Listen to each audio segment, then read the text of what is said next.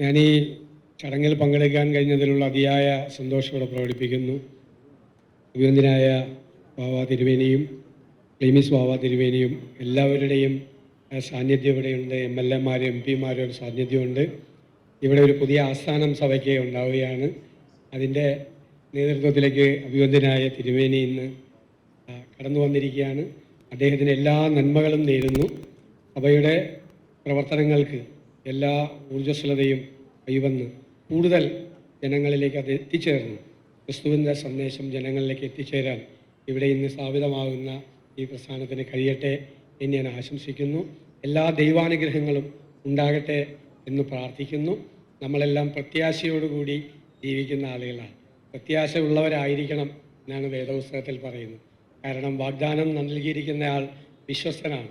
അതുകൊണ്ട് തളർന്നു പോകാതെ ഏത് പ്രതിസന്ധി വന്നാലും അതിനെ മറികടക്കാനുള്ള ശക്തിയായി അവൻ തൊട്ട് വലതുഭാഗത്തുണ്ട് എന്ന ആത്മവിശ്വാസത്തോടെ മുന്നോട്ട് നീങ്ങണം.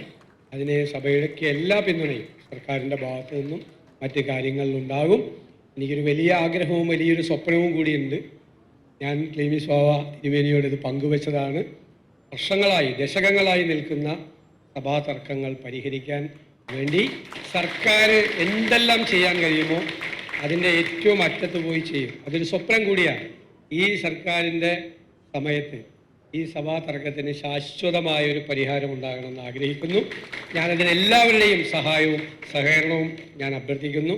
എല്ലാവരും ഒരുമിച്ച് നിന്നുകൊണ്ട് ആർക്കും ഒരു അഭിമാനക്ഷതം ഉണ്ടാകാതെ സഭാതർക്കങ്ങൾക്ക് ശാശ്വതമായ പരിഹാരമുണ്ടായാൽ ഇപ്പോൾ ചെലവഴിക്കുന്ന കൂടുതൽ സമയം മറ്റ് കാരുണ്യ പ്രവർത്തനങ്ങൾക്കും ഒരുപാട് നല്ല കാര്യങ്ങൾക്കും നന്മകൾക്കും വേണ്ടി പ്രവർത്തിക്കാനുള്ള സമയവും ധനലാഭവും സമയലാഭവും തീർച്ചയായിട്ടും ഉണ്ടാവും.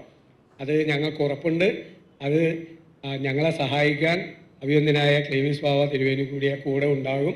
അദ്ദേഹത്തോട് ഞാൻ പ്രത്യേകമായി അഭ്യർത്ഥിച്ചിട്ടുണ്ട്. അദ്ദേഹത്തിൻ്റെ കൂടി ഒരു സഹായ ഇക്കാര്യത്തിൽ വേണം. അതെനിക്ക് ഉറപ്പ് തന്നിട്ടുണ്ട്.